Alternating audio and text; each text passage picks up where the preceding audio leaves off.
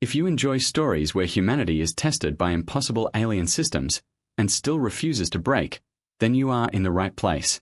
Because in this story, a human walks into a room designed to break minds, and the aliens think they already know how it will end. They are about to learn how wrong they are. The neural evaluation chamber at Varkin Military Academy was silent. Not the peaceful kind of silence. The dangerous kind. No shouting cadets. No training drones. No battle simulations. Only a smooth black floor. Curved silver walls. And one single chair in the center. A chair designed for one purpose. To open a mind and crush what it finds. Above the chamber, behind reinforced glass, stood cadets from 12 different alien species. All watching. All waiting. All trying to hide fear behind discipline. Near the entrance stood a human. Rowan Cade. Hands behind his back. Eyes fixed on the chair like it was personally insulting him. He tilted his head slightly. "I have questions," he said. The instructor beside him didn't even look surprised. "You always have questions, Cadet Cade." Rowan nodded. "True. But this time they are important." He pointed at the chair. "For example, why does your furniture look like it wants my secrets?" A few aliens shifted uncomfortably. No one laughed. Except one human technician, who quickly pretended she didn't. On the far side of the chamber stood Instructor Vera in Hall. She was not just an examiner. She was the kind of name cadets whispered about before evaluations. Tall, cold, precise, with silver neural filaments running along her temples like living wire. She didn't just read minds. She found the one thought you protected the most, and pressed on it until it cracked. Many soldiers had entered her chamber confident. Very few walked out the same. Some didn't walk out at all. Vera studied Rowan carefully. "Humans use humor under stress," she said. "A primitive defense system. A distraction from fear." Rowan raised an eyebrow.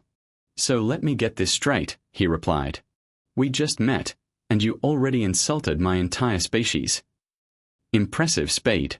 Must be a record. A few alien cadets leaned forward. This was unusual. Humans were not supposed to joke like this in front of Vera in Hall. Above them, Admiral Viora Asin watched from the upper gallery. Her expression never changed. But her eyes did. Rowan Cade's file was strange. Too many incidents. Too many impossible outcomes. He was calm under pressure. Disobedient when necessary. And somehow always survived situations that should not allow survival. That was why she was here. She wanted answers. A voice echoed through the chamber. "Cadet Rowan Cade of Earth Exchange Division. You will undergo neural pressure evaluation. Fear response. Shame response. Memory stability. Identity cohesion. Do you understand?" Rowan looked at the chair again. "I understand," he said slowly, "that someone turned therapy into a competitive sport." The instructor frowned. "Do you consent?" Rowan sighed. "Sure. Worst case. I learned something embarrassing about myself in front of aliens." That answer made Vera pause. Just for a second. Then she stepped forward. "You should take this seriously." Rowan finally looked at her properly. For the first time, no joke in his eyes. "I am." That was all he said. But something about his tone made Vera more alert than any insult ever could. "Sit." Rowan Saturday immediately shifted. This chair was not designed for humans with bones, he muttered. A technician attached neural bands to his wrists and neck. Blue light began to pulse. His heartbeat appeared on the monitor. Faster than normal. Not panic. Controlled fear. Vera noticed. "You are afraid," she said. Rowan nodded slightly. "Yes." That surprised her. "You admit it easily." Rowan gave a thin smile.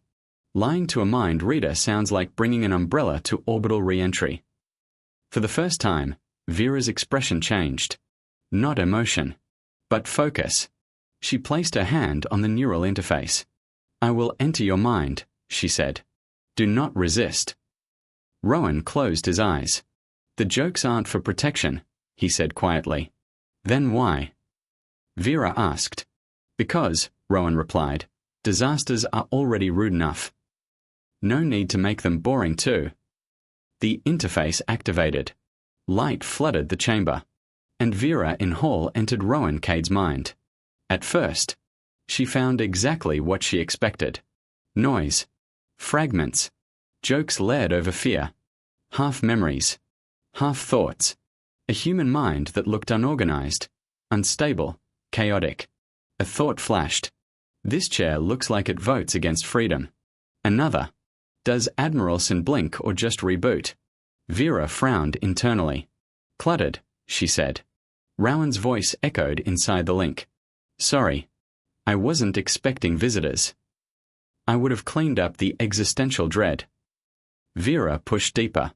Searching. Every cadet had a core. A single emotional structure. Fear. Shame. Pride. Failure. Find it, and the mind would collapse. She reached for it, and found the first door. Behind it. Fear. But not simple fear. Not chaos. Not panic. Something quieter. Something heavier. Fear of failing people who depended on him. Fear of being too late. Always too late. Vera pressed harder. This is your weakness, she said. Rowan's voice responded calmly. No. That's just caring with anxiety issues. The memory space around them changed. They were no longer in the chamber. Now they were inside his mind. Old moments appeared. A hand not reached in time. A name never spoken again. A message left unread. Small failures. That never stopped hurting. Vera focused. You fear being useless. Rowan didn't deny it. After a pause, he said, Yes. I'm afraid of that all the time. But that's not weakness. Then he looked at her. That's responsibility that refuses to shut up. The system reacted. The mental space tightened. Vera pushed further. Past fear. Past shame. Past memory. Into something deeper. The ancestral layer. Rowan's voice changed. Don't go there. Vera ignored him. And opened the door. Inside. Earth. Not the peaceful version. Not the diplomatic version. The real one. Cold. Storms. Dark skies. Small human figures surviving in impossible conditions. Always surviving. Always together. A child cried. And instead of ignoring it, everyone turned toward the sound. Not with irritation, but protection. Rowan stood beside her in the memory. Quiet now. This is where it started, he said. We were never the strongest thing in the dark. We just learned how to stand close enough to share it. And deeper they went. Storms. Floods. Burning cities. Collapsed worlds. But always. Hands reaching. People returning. Someone staying. Vera froze. This should have broken you, she whispered. Rowan shook his head. It did. Multiple times. But we kept going anyway. And that was when Vera and Hall realized something she had never expected. She did not enter a human mind. She entered a species that had learned how to survive being broken. The moment Vera and Hall stepped deeper into the human ancestral layer, she immediately felt something was wrong. Not wrong like broken. Wrong like too big to process at once.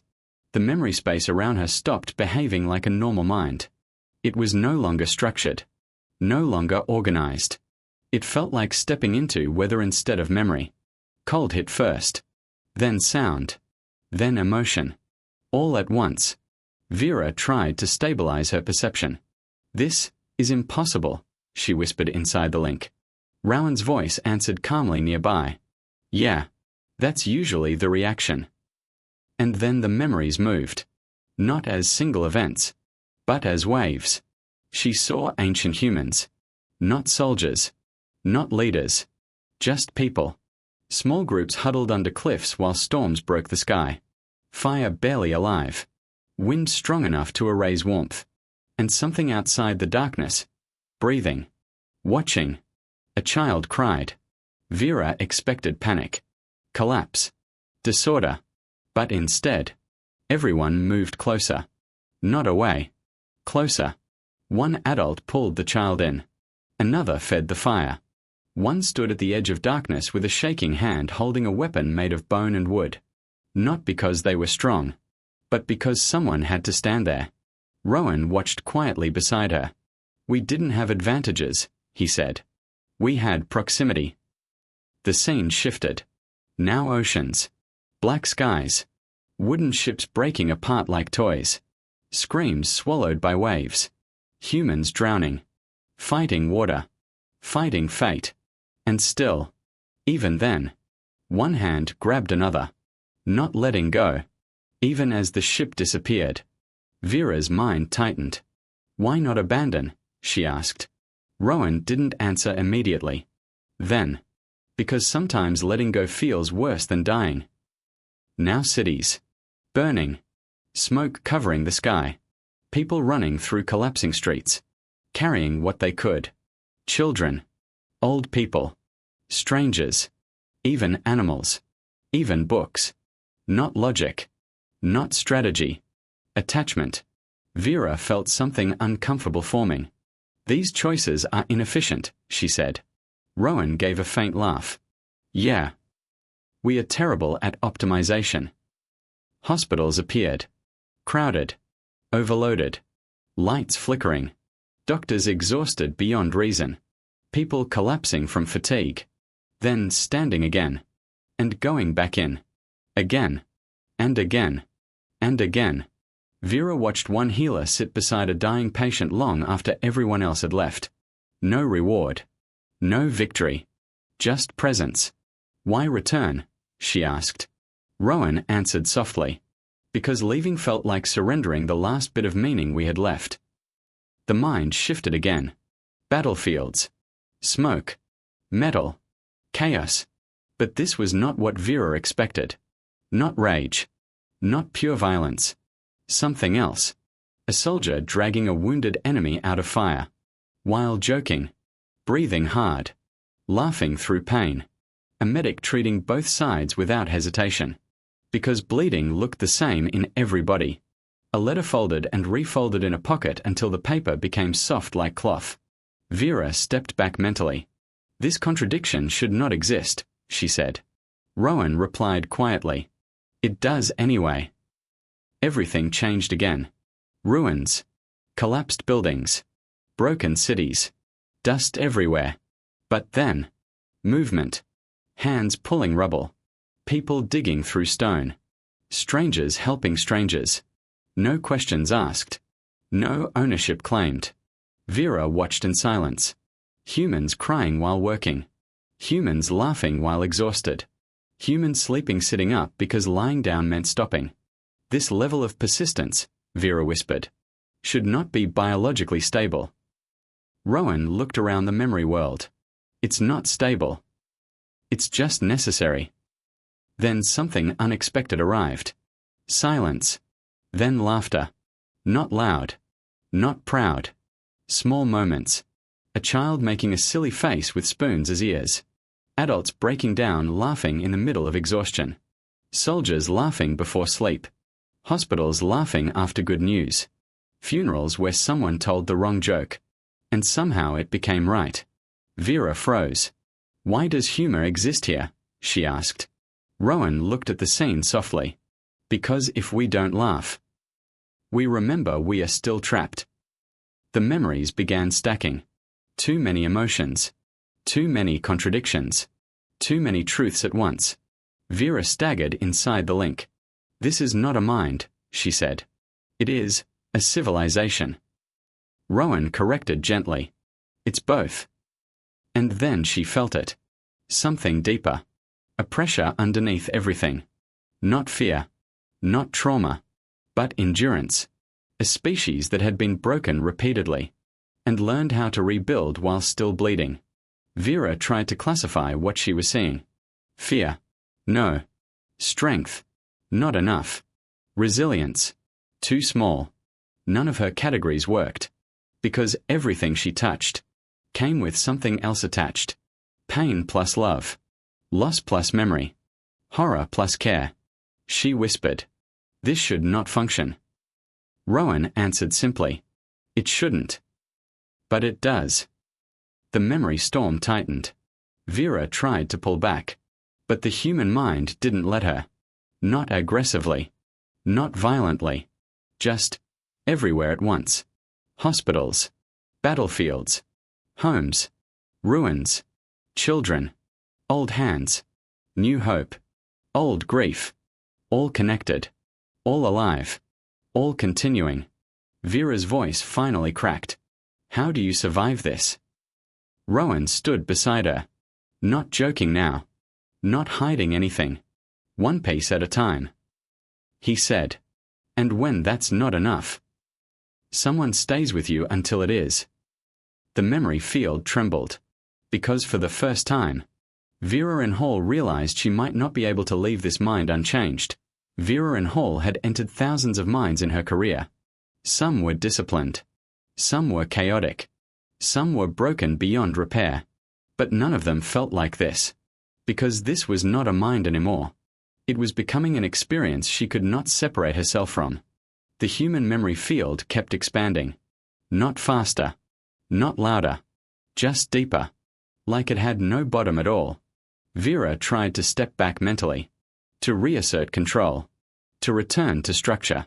But the moment she pulled away, the memories followed. Not aggressively. But naturally. Like they belonged everywhere. In the real chamber, alarms began to shift. Soft at first. Then sharper. Technicians looked at the neural readouts in confusion. Her cognitive balance is dropping. Wait, no, both of them are fluctuating. That shouldn't be possible. Rowan's body remained still in the chair. But his pulse was no longer steady. It rose and fell like he was carrying weight no one could see.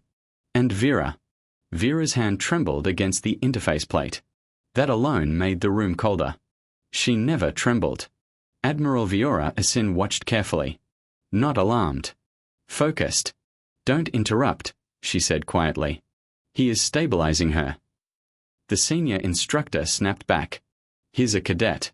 She's an examiner. That's impossible. The Admiral didn't look away. So is what you're seeing. Vera was no longer observing humanity. She was inside it. And it was moving too fast to categorize. A storm of images hit her. Fires that turned cities into ash. Floods that erased entire generations of homes.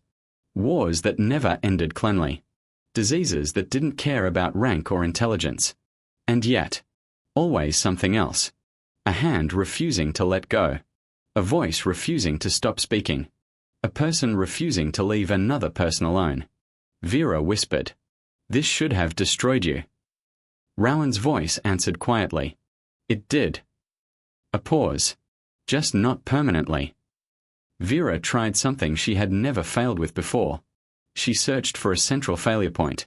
A single weakness that held everything together. Every mind had one. Every species had one. But humanity didn't. Instead she found layers. Too many layers. Stacked over each other like survival had been rebuilt repeatedly on top of older survival. She pressed deeper. And felt something resist. Not aggressively. Not defensively. Just enduring. Rowan's voice came through again. Careful now. You're getting close to the part we don't usually show people. Vera frowned internally. What is it? Rowan answered simply. The part that kept going when everything else stopped working. The memory field shifted again. This time slower. Heavier. Older. Now she saw early humanity again. But differently. Not just survival. Not just fear. But choice. A small group under a cliff during a storm. Fire weak. Wind stronger than hope. Something moving in the dark outside reach. A child crying. Vera expected collapse again. But instead, someone moved closer. Not away. Closer. One person held the child. Another fed the fire. One stood at the edge of darkness shaking. But standing anyway. Rowan spoke quietly. We didn't start strong. We started together. The memories kept shifting. Oceans swallowing ships. Cities burning under smoke. Soldiers crawling through fire. Doctors refusing to leave patients. Strangers becoming family in seconds. But the pattern never changed. Pain connection continuation. Vera's mind tried to isolate it. But every time she separated one memory, it immediately connected to another. Like the system refused fragmentation. This is not normal cognition, she said. This is collective survival logic. Rowan corrected softly. No. It's just what happens when no one is allowed to give up alone. Inside the link, her perception began to distort. Not breaking. Overloading. She saw too much at once. War and laughter in the same breath. Death and birth in the same space. Grief sitting next to celebration. Her mental structure tried to enforce separation. But humanity resisted it. Not violently. Just by existing as contradiction. Vera staggered. This cannot coexist, she said. Rowan looked at her calmly. It does anyway. That was the moment something changed. Not in humanity. In her. For the first time. Vera in Hall felt uncertainty. Not about what she was seeing, but about whether she could leave it unchanged. She whispered, "How do you survive carrying all of this?" Rowan looked around the memory field. Softly. Not all at once. One moment at a time. And when that's too much, someone helps you carry the next one. The memory storm thickened again. But now it felt different. Less like chaos.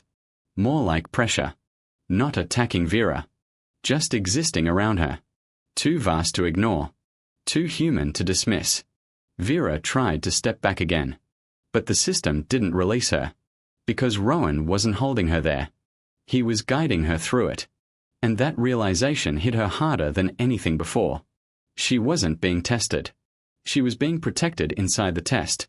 The chamber outside the link was no longer calm. It was tense. Too tense. Like everyone could feel something they could not see. Alarms were still active. But not fully understood anymore. The system was reporting something no one liked. Two minds, stabilizing each other inside a neural collapse zone. A technician swallowed hard. This isn't a standard evaluation anymore. Another answered quietly. It stopped being standard the moment she went that deep. Rowan Cade remained in the chair. Still. Silent. But his breathing had changed. Not panicked. Controlled. Like he was doing something inside his mind that required total focus. And Vera in Hall. She was no longer still. Her hand trembled against the interface. Her expression flickered between focus and strain. Something inside her had shifted. Admiral Viora Asin watched carefully. Not alarmed. Now fully attentive. He's not just surviving the link, she said. He's directing it. The senior instructor turned sharply. That's impossible. A cadet cannot influence an examiner inside neural entry. The Admiral didn't respond immediately. Then explain why she hasn't collapsed. Silence. Vera was losing structure. Not all at once. Piece by piece. Like reality itself was becoming harder to categorize. She tried to isolate herself from the flood of human memory. But the more she resisted, the more it surrounded her. Not violently. Not aggressively. Just completely. She saw again. Floods swallowing cities. Fires turning skies red. Warfields full of noise and chaos. Hospitals overflowing with exhaustion. But always something breaking the pattern. A hand reaching out. A voice refusing silence. A stranger becoming protection. Vera whispered, "This is overwhelming." Rowan's voice came back, steady but quieter now. "Yeah.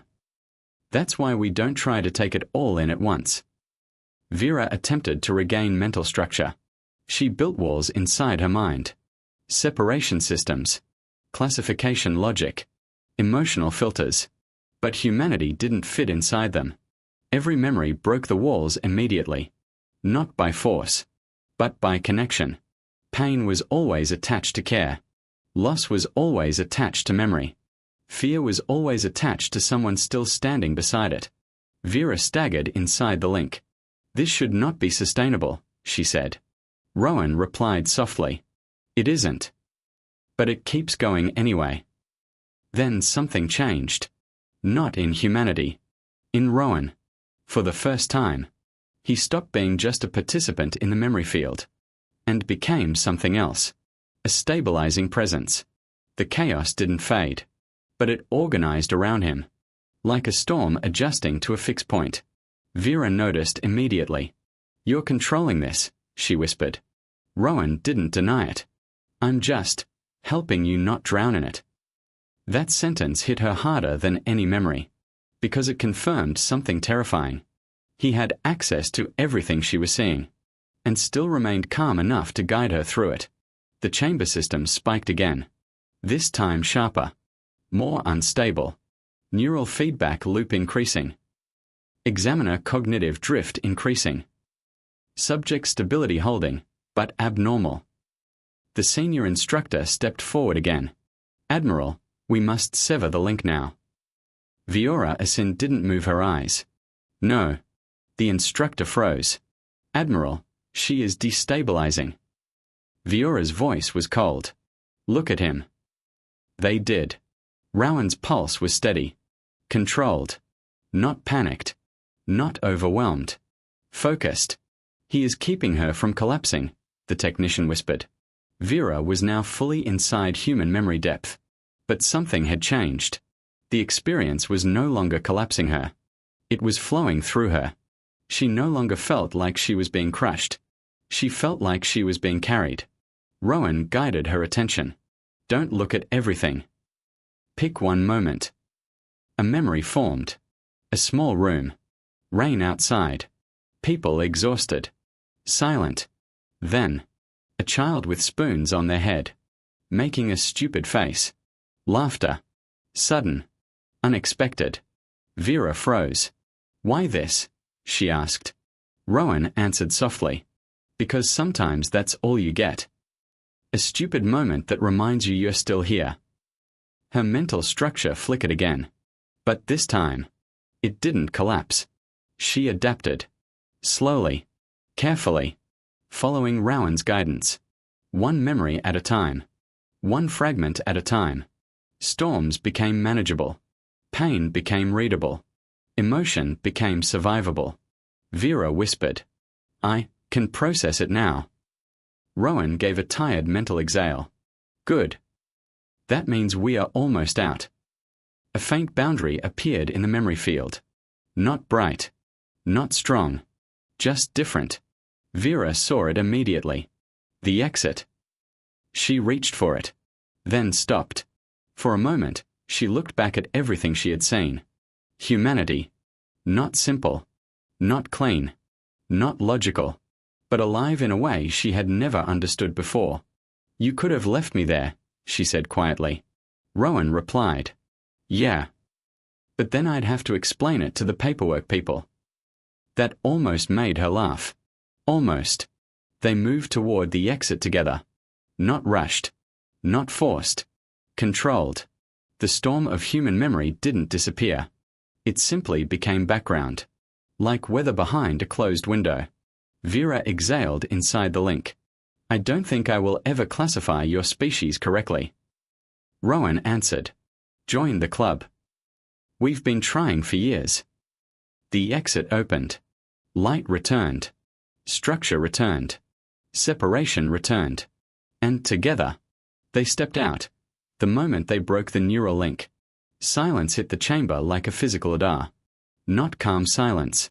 The kind that follows something no one fully understands yet. Rowan Cade's body jerked slightly in the chair. Then went still.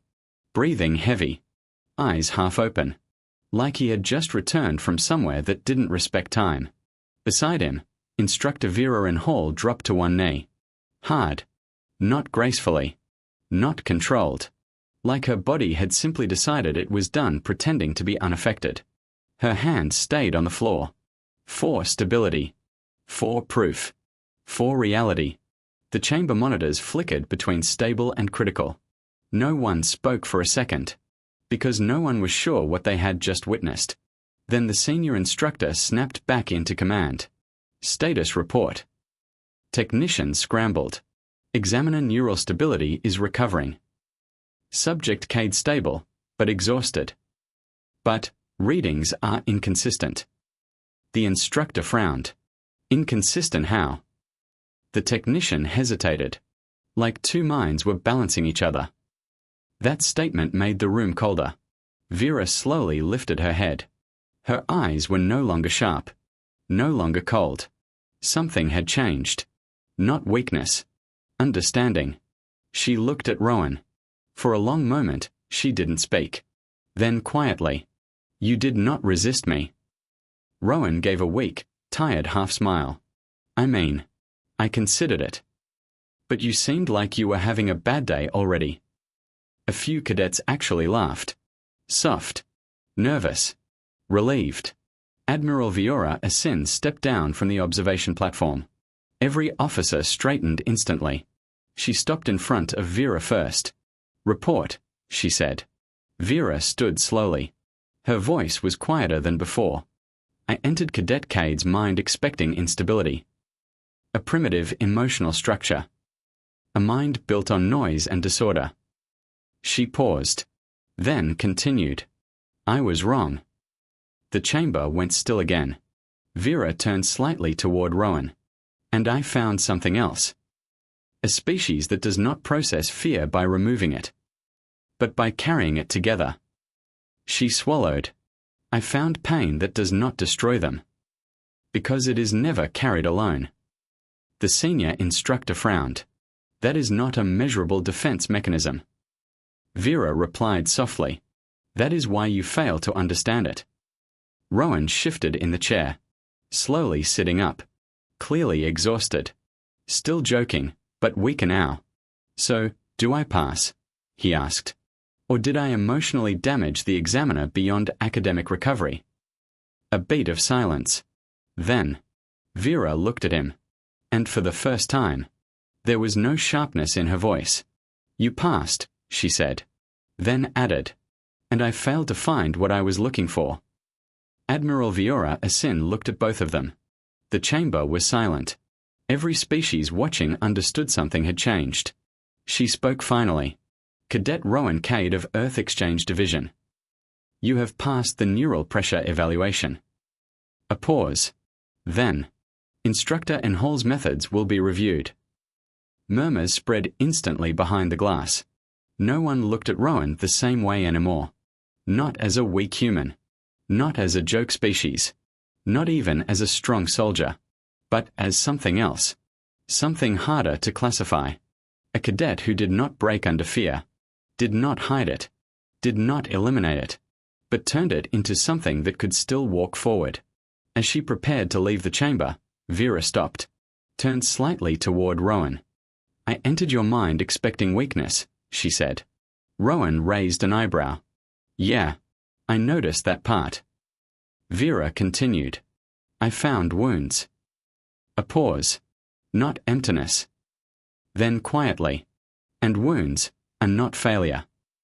Rowan nodded slowly. "Yeah," he said. "We don't really do fixed. We do still going." Silence followed. But it wasn't heavy anymore. It was different. Like understanding had replaced judgment. Behind the glass, alien cadets stood frozen. Some confused. Some shaken. Some changed. Because they had expected to see a human broken by truth. Instead, they saw a species that survived truth by sharing it. Rowan leaned back slightly in the chair and muttered, "Next time, can we just do written exams?" A few cadets laughed again. This time, real laughter. Not fear. Not confusion. Something closer to respect. And for the first time in Varkin Military Academy history, the evaluation chamber did not feel like a place designed to break minds.